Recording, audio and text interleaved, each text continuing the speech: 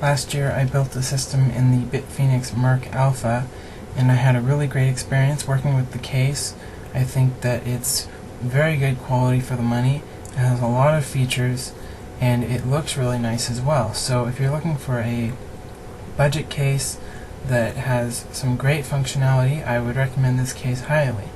The specs of the system that I built are on screen here, but that's not very important because I'm just talking about the case in general. It doesn't matter what specs are in the case.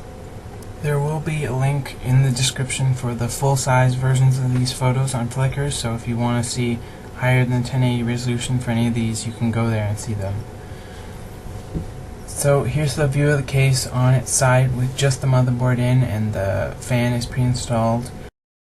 This here is one of those older Zalman copper 120mm fan heat sinks. It doesn't have any heat pipes on it, but it's just a 120mm fan on its side facing down. It had no trouble. You can see it doesn't clash with the roof, and it doesn't clash with the rear fan either, but I'm not sure, there definitely wouldn't have been space for this particular cooler and 120mm fans in the roof, at least not 25mm ones.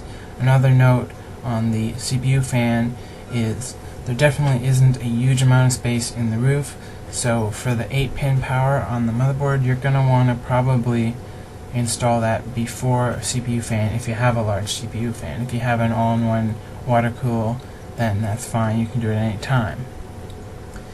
So there's dual 120mm fan grills at the top. You can install those if you want.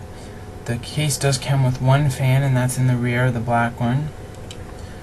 Along the right side of the motherboard there's 3 cable mounting holes without grommets, and it's stepped, so if you see the motherboard tray and the place where the grommet is, there's maybe a centimeter, maybe less, of stepping, so you'll be able to fit less cables behind where the actual motherboard is, but you can fit more cables along where your motherboard 24-pin is going to be.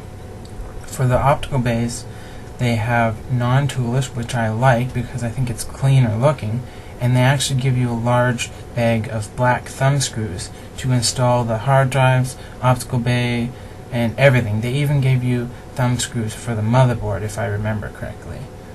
With the hard drive cage, they are front-facing, so if you have a longer graphics card or any graphics card, it's going to block the hard drive slot that's level with that. But the good thing is the bottom 2 slots are below the motherboard, so you should be able to fit 2 hard drives in the bottom 2 slots no matter what.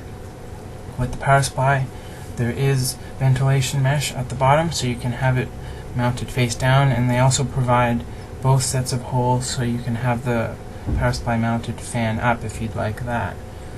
With the PCI slot covers, you can probably see they give you 2 slot covers, but then the rest of them are punch out. So just think before you're punching them out. If you have spare slot covers somewhere else, that's fine too. But they don't provide all of the slot covers, which is okay in a case that costs this little. There is 2 water cooling grommets at the back that are also punch out, and then the 120mm fan at the back. Graphics cards are EVGA 8800 GTS super overclocked version, and they have 640 megabytes of RAM on each one, and they just the standard blower cooler. These ones had a single 6-pin on each, and so with the power supply we just barely got away with it, but it did work because the power supply only has 2 6-pins. Around the back of the motherboard tray you get a CPU cutout, but as you can see for 775 it's a little bit blocked at the top there. Other sockets I'm not sure because I didn't test it. It has a cutout for the 8-pin power, but it's one of those ones where the motherboard covers most of it, so you might want to run your power cable in through before you put the motherboard in. You can see that stepped design I was talking about, behind the actual motherboard. The main section, there's not too much space behind there, and there is a rib along most of it to prevent cables from running through. But at the bottom where the power supply cable routing hole is, that lets you run cables out there into where the power drives are located, and then there's a lot more space there, and that's where the cable routing holes for bringing your cables out into the main section of the case are. The front of the case I like a lot. There's a little handle just at the bottom. You can put your hand in and snap the whole plastic front off easily, and then it lets you, doesn't come with any fans, but it lets you mount two 120s at the front. Now that's a feature I'd like to see on all cases, and even cases that cost 4 times as much. They're the kind where you put a long screw in from the front and you screw it in to the frame of the case, and I added one in this case, and you can add, like I said, another one. And there's also 3 optical bays at the top there, and the front I/O stuff is mounted at the top of the case. So this is an OCZ Mod X Extreme Pro 700 watt, so it's just a normal size ATX power supply, I believe, and you can see the cable routing hole at the bottom there. There's plenty of space, so that works really well. Even if you had a longer power supply, it would be fine. It is very tight between the bottom of the motherboard and the top of the power supply. Cables on the OCZ power supply are really short, and I mean they're really short, so they're actually well suited towards a case that's really small, like this, or even a cube style case, mini ITX case. But I was just barely able to get the 8-pin power up through that little hole on the right side of the larger hole for the power supply cables, and then up through the 8-pin power grommet up at the top there.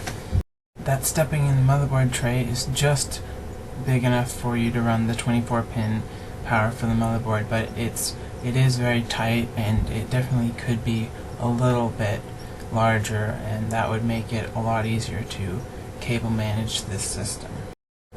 Here's what it looks like with the one video card in, and most of the other stuff's in, hard drive, optical. Most of the power supply cables are cabled up at this point, and you can see that it's not the neatest thing ever.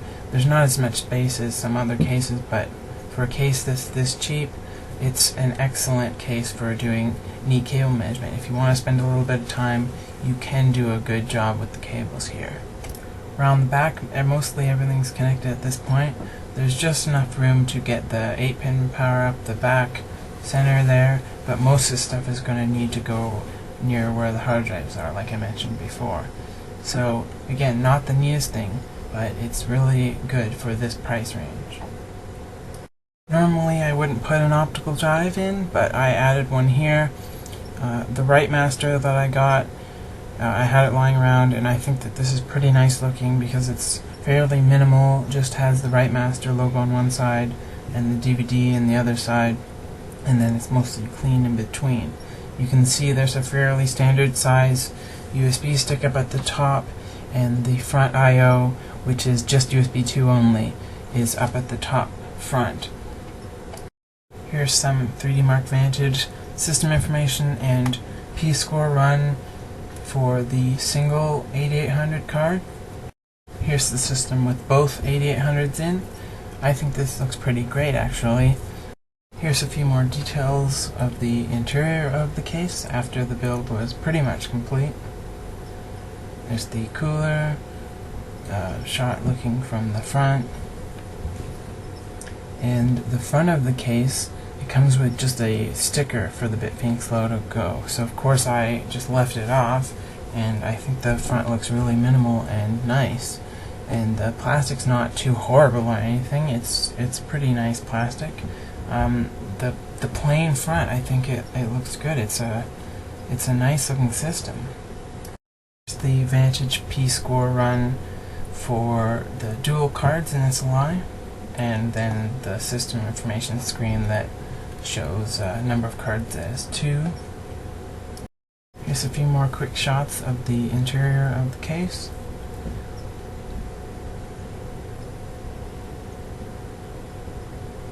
And then a few of the temperatures, CPU temperature, and one of the GPU temperature during firm arc, and then one of the GPU during firm arc after a little bit longer.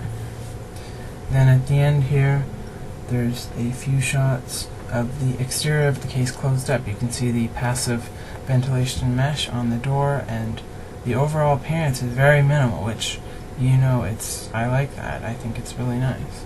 So I'm pleased with this.